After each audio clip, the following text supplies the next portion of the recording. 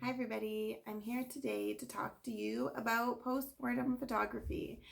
So we're kind of sticking with the Victorian theme that I've been going with for my last several videos. And we're going to talk about post-mortem photography, which is also known as morning portraits. This is the practice of photographing the recently deceased.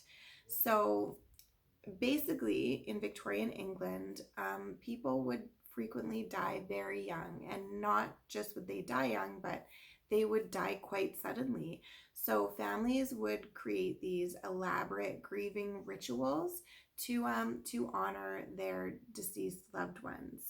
And this was all going on around the same time that photography was advancing. So you can imagine that um, families would kind of combine these rituals with photographs.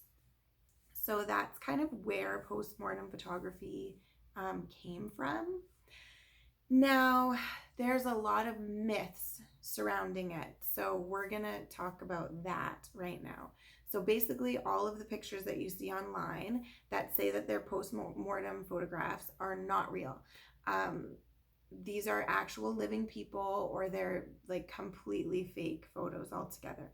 So there's a movie called Haunting in Connecticut, I believe. And in this movie, there are these Victorian style photographs.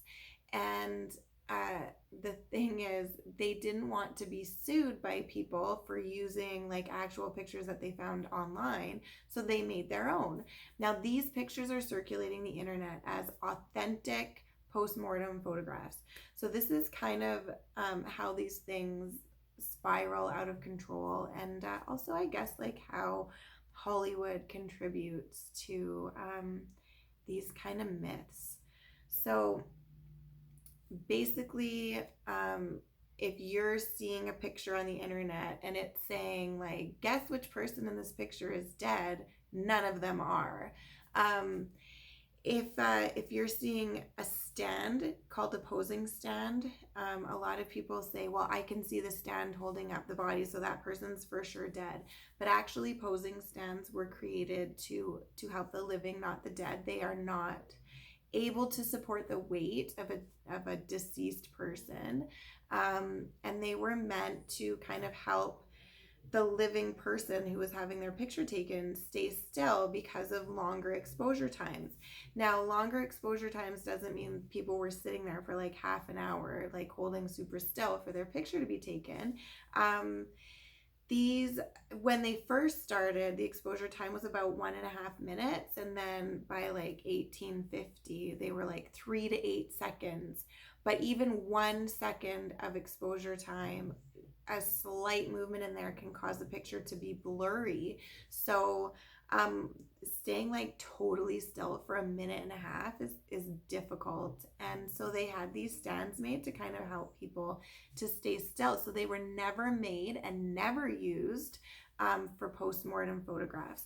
So basically, if you're seeing a picture and a person is standing and it's being touted as being a deceased person, they're not. That's a living person. The pictures that are actual post-mortem photographs can sometimes be of a funeral. The person will be laying down, or in some cases sitting up, but never so that they can be confused with a living person. Like, even in today's time, it's difficult to make it would be difficult to make a deceased person look totally alive. So these pictures that you see where you can't tell the difference, those people are living. So that's like the big dream crushing myth for some people, I think, because everybody looks at these pictures and thinks that they're so neat, but these are like living people. So it's actually like kind of a booming business. So that's why I think like a lot of times companies and photographers and people don't correct these myths. There was post-mortem photographs that were taken around that same time where the deceased would be standing or sitting up. and made to look alive. Now, these were post-mortem photographs for identification, not for memorial purposes. So it would be very obvious that they were being propped up. It would be very obvious that they were likely not alive. But they were made to look more alive, more animated, because they were trying to identify who these people were. So, but you would know they're not sitting with their family. They're like propped up on like a big, tall kind of wooden or metal bed almost. So, yeah, that's how those pictures worked. So, if you're not able to tell if a person is deceased or not, the person is living. So a not super well-known fact is that post-mortem photography does continue to this day. Often when somebody has a stillborn baby or their baby is born very premature and passes away pretty quickly after birth, there are photographers that will come in and take pictures of the baby and the baby with their family, so that the family can have these pictures as a momentum.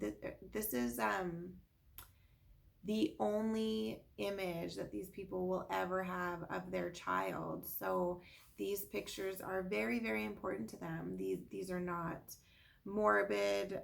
These are not like bad in any way, shape, or form. These are actually like really important. And most families don't share the pictures a lot, but you can find them sometimes.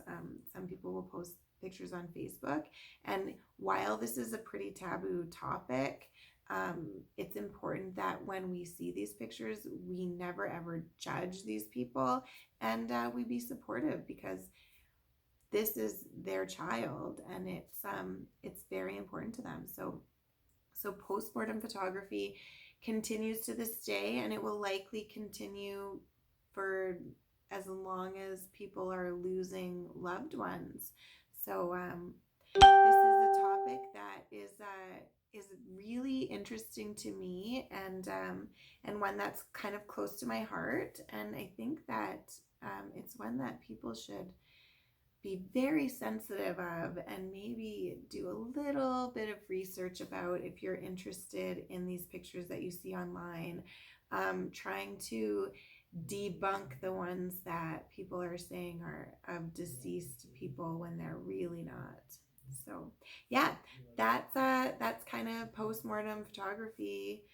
There's some more to it. There's been lots of like famous photographers that have spoken on the topic, and so there's some interesting information out there if you want to look it up. But that's it in a nutshell. If you have any questions, you can always message me or post them, and I will answer them to the best of my ability. And otherwise, I will talk to you guys on another day about another topic. Okay, thanks guys. Bye.